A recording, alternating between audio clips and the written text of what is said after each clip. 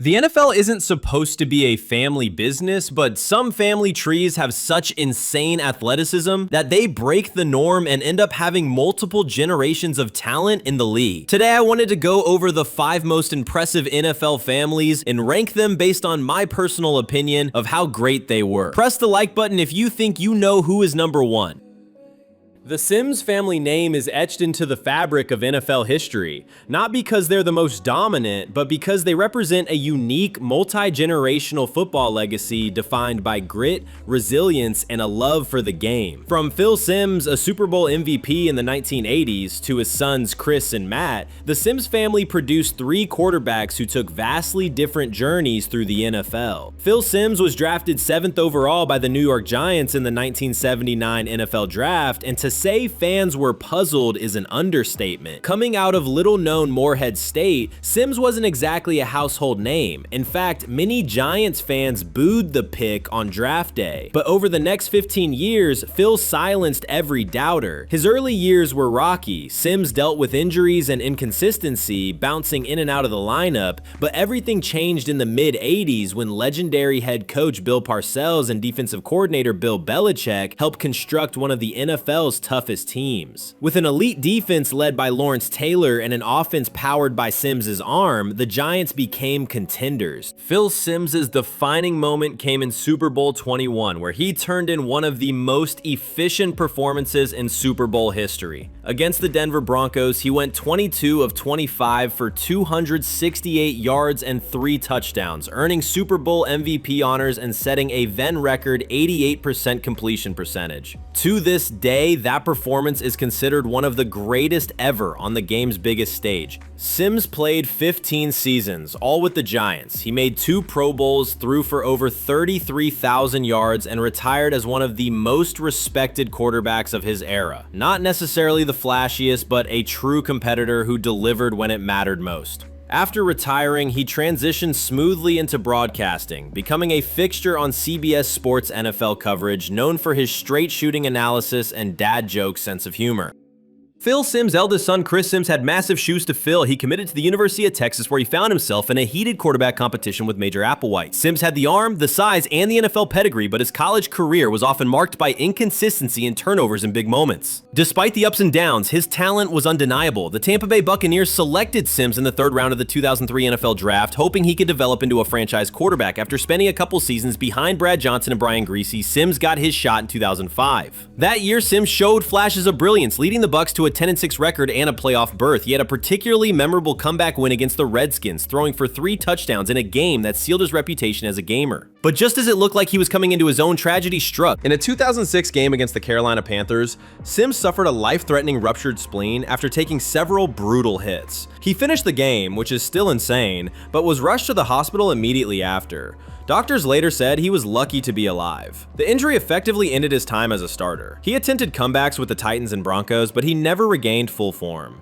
Despite a shortened career, Chris Simms earned respect around the league for his toughness and knowledge of the game. He pivoted to broadcasting like his father, becoming an analyst for NBC and co-hosting Pro Football Talk with Mike Florio. Unlike his dad's more traditional style, Chris is more fiery and opinionated. Known for his unconventional takes like ranking Kellen Mond over Justin Fields, which he'll never live down. While Phil and Chris got most of the spotlight, the youngest Simms brother Matt also took a shot at the NFL. Matt Simms played college football at Louisville and Tennessee, never quite finding the consistency or exposure his last name seemed to promise. Still, his arm strength and size kept him on scouts' radars. He went undrafted in 2012, but signed with the New York Jets, where he spent a couple seasons as a backup quarterback. Matt's NFL career was more journeyman than star. He bounced around practice squads and offseason rosters with the Falcons, Bills, and even spent time in the now defunct AAF with the Atlanta Legends. While he never started an NFL game, he proved he belonged in the room. A QB3 who understood the system, helped prepare the starter, and carried the family name with professionalism. In the NFL, legacy families are nothing new. Names like Manning, Matthews, and Simms come to mind, but few have bridged eras and athletic disciplines with the versatility, explosiveness, and pure football IQ of the McCaffrey family. What began with a savvy wide receiver who carved out a role on multiple championship teams turned into a full-blown dynasty, with one of the league's most dynamic offensive weapons leading the charge.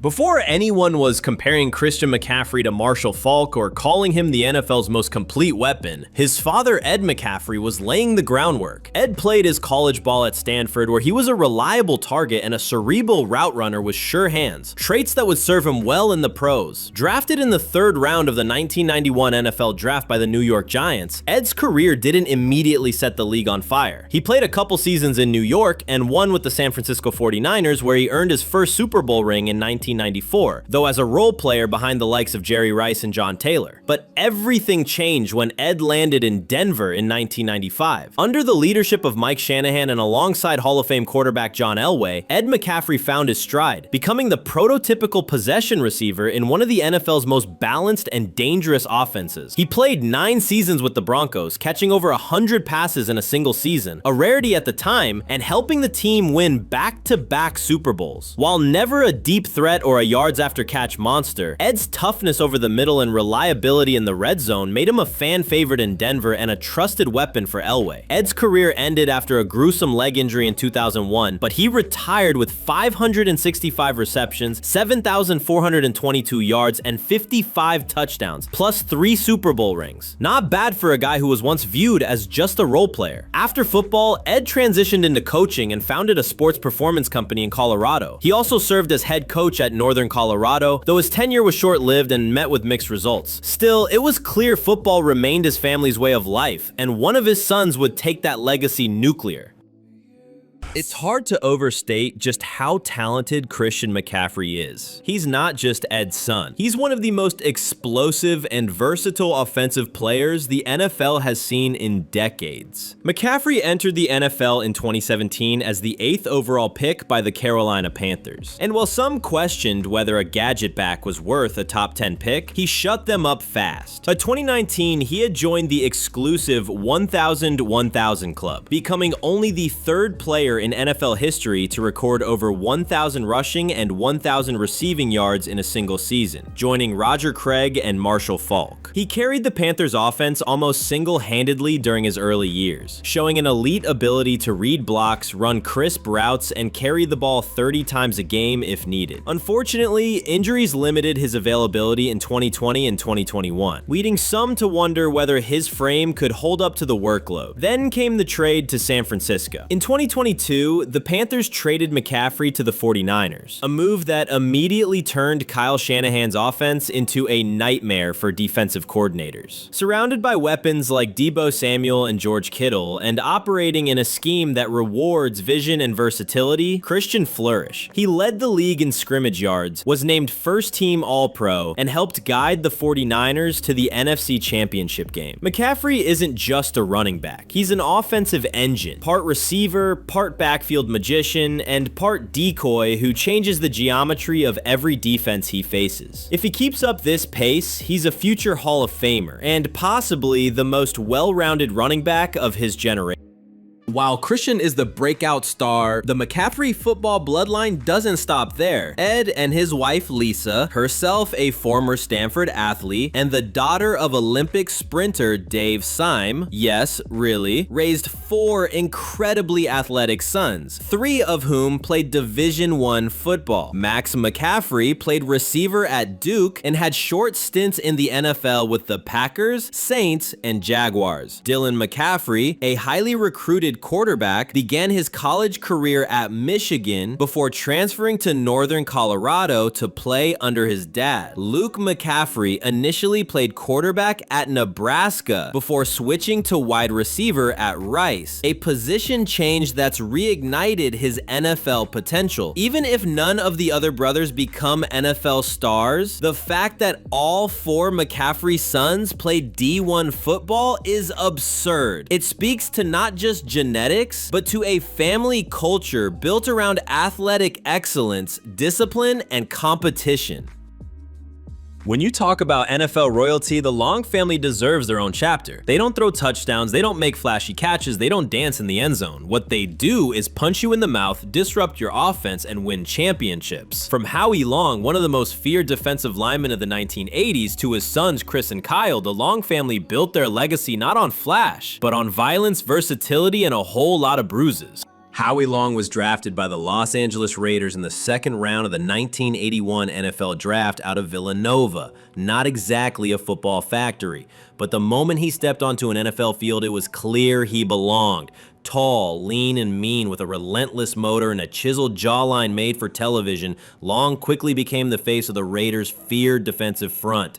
Playing defensive end in the Silver and Black's heyday, Howie anchored a unit that made quarterbacks wake up in cold sweats. His blend of strength, speed, and intelligence made him a nightmare to block. Over 13 seasons, he racked up 84 sacks, was named to 8 Pro Bowls, and earned first-team All-Pro honors 3 times.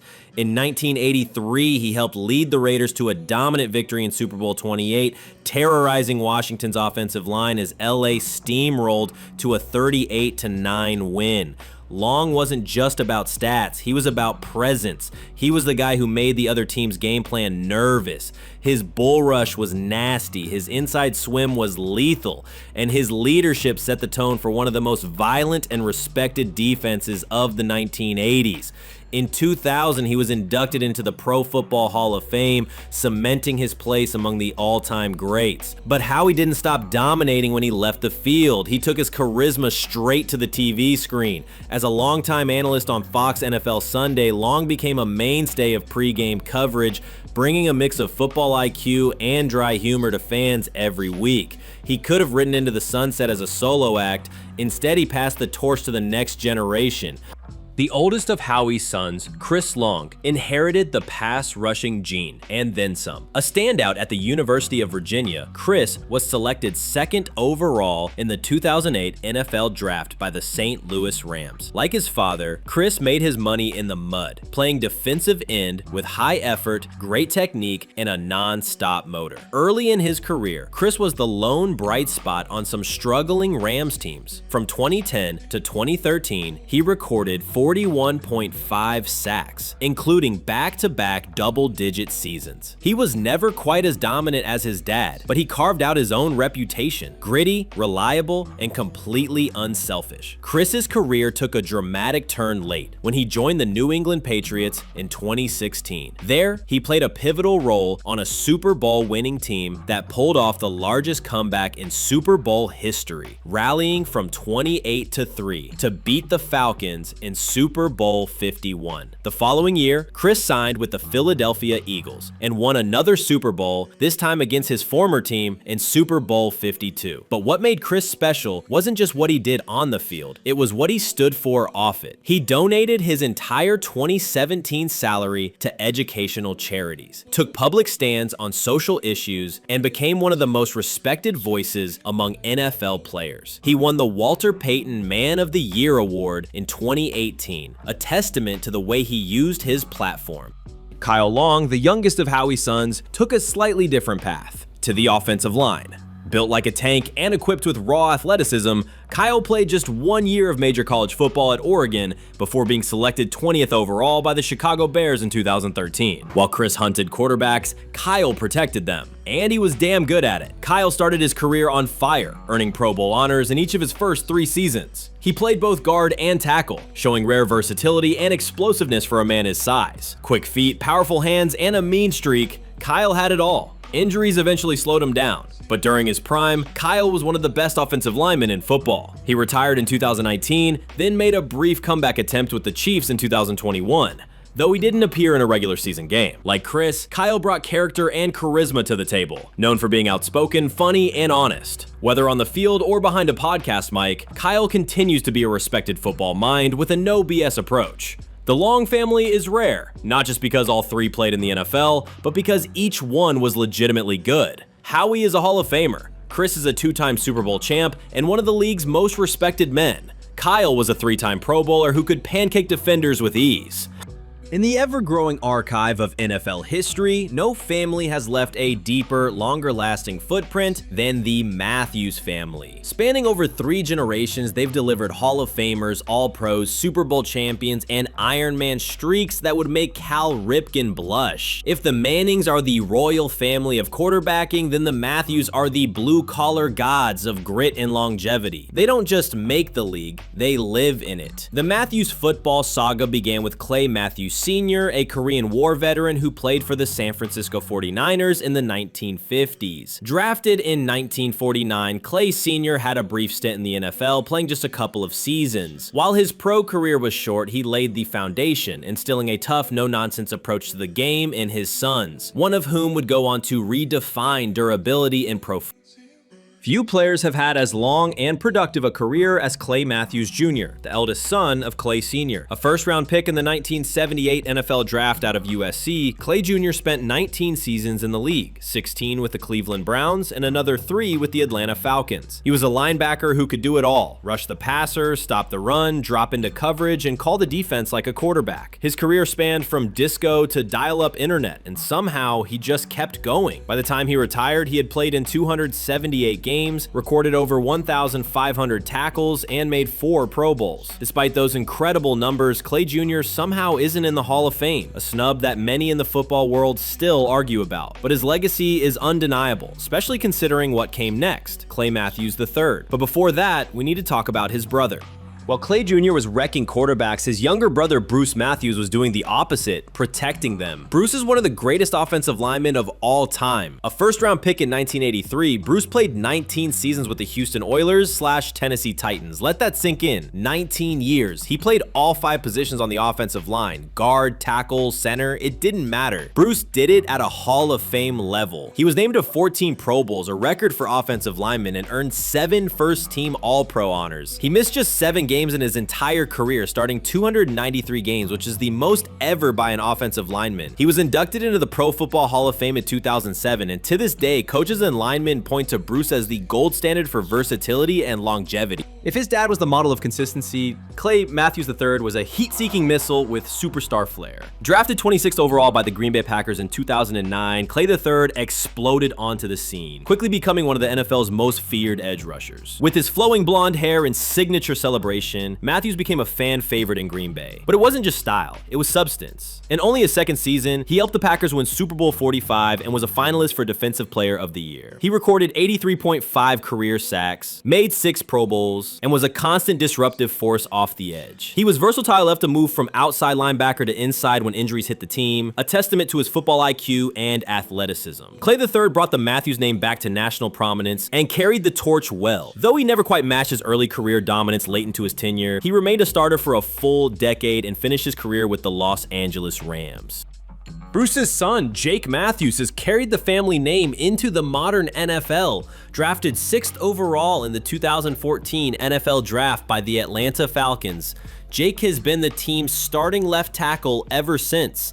He's racked up over 140 starts and has been one of the most dependable blindside protectors in the league. Jake played a huge role in Atlanta's run to Super Bowl 51, and while the Falcons didn't finish the job, Jake's performance in the playoffs was rock solid. Like his dad, Jake is all about consistency. No headlines, no drama, just pancakes and protection. And if you're keeping track, that's 3 generations, 5 NFL players, and nearly 1,000 games played in the family.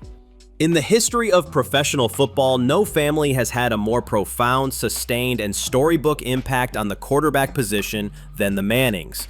They're the first family of football, not just because they've produced great players, but because they've built a multi-generational legacy based on talent, intelligence, and football IQ. From Archie to Peyton, Eli, and now Arch, the Manning family tree reads like a Hall of Fame nomination ballot with a high school prodigy epilogue.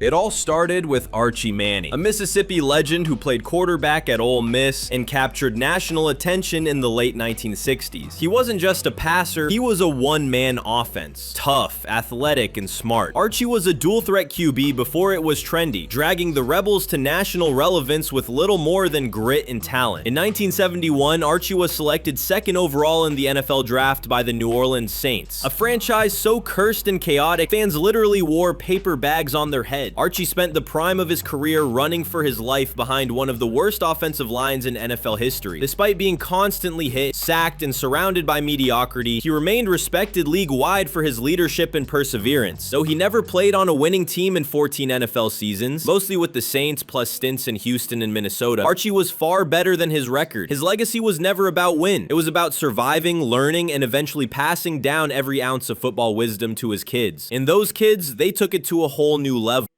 Let's not sugarcoat it. Peyton Manning is one of the greatest quarterbacks in NFL history, period. Born in 1976, the eldest Manning son grew up with the weight of expectations and still managed to exceed them. After a stellar career at the University of Tennessee, Peyton was selected first overall by the Indianapolis Colts in 1998, kicking off one of the most dominant careers the NFL has ever seen. Peyton wasn't the most mobile and his arm wasn't the strongest, but he more than made up for it with unmatched preparation, pre-snap mastery, and surgical accuracy. He revolutionized the quarterback position, calling plays at the line like a second offensive coordinator. Omaha became a cultural phenomenon because Peyton used it. He won 5 MVPs, the most in NFL history, threw for over 71,000 yards, and tossed 539 touchdown passes. He led the Colts to a Super Bowl win in 2006, and after a neck injury threatened to end his career, resurrected himself with the Denver Broncos, setting the single-season records for passing yards and touchdowns in 2013. He capped it off with another Super Bowl title in 2015, riding off into the sunset after Super Bowl 50. But more than the stats, Peyton was the standard. He was the guy young quarterbacks studied. He wasn't just great, he was a football savant who changed how teams prepare and how quarterbacks lead. Then there's Eli, the younger brother often cast in Peyton's shadow until the lights got brightest. After a stellar college career at Ole Miss, Eli was selected first overall in the 2004 NFL Draft by the San Diego Chargers, but famously refused to play for them. He was traded to the New York Giants, where he would go on to carve out his own unique legacy, one built on toughness, durability, and cold-blooded clutch. Eli's regular season stats don't scream Hall of Fame at first glance: 57,023 yards, 366 touchdowns, and 117 wins, but his defining moments came in January and February. In Super Bowl 42, Eli and the Giants pulled off the biggest upset in modern NFL history, taking down the undefeated 18-0 New England Patriots. Eli's miraculous escape and 32-yard completion to David Tyree, the famous helmet catch, is one of the most iconic plays in NFL history. The Giants won 17-14 and Eli was named Super Bowl MVP. Then he did it again. 4 years later in Super Bowl 46, Eli beat Tom Brady and the Patriots again, leading another fourth quarter comeback capped by a perfect sideline throw to Mario Manningham. He won a second Super Bowl MVP, becoming one of only 5 players ever to win it twice. Eli was never flashy, but when it mattered most, he was ice cold, never flinching in the face of pressure. And in New York, the hardest place to be a quarterback, he was beloved for his humility, durability, 210 straight starts, and ability to ruin dynasties. Just when you thought the Manning saga had peaked, along came Arch Manning, son of Cooper Manning, the third Manning brother whose football career ended due to spinal stenosis. Arch is named after his grandfather and has been the most hyped high school quarterback prospect in a decade. Now at the University of Texas, Arch carries the family name with massive expectations. He's got the arm, the IQ, and the pedigree. Whether he becomes a star or not remains to be seen, but the foundation is there, and if his uncles are any indication, he's going to be just fine. Those are the 5 greatest NFL families the league has seen. Thank you for watching. Be sure to like and subscribe, and check out our last video about the greatest draft steals of the pre-merger era.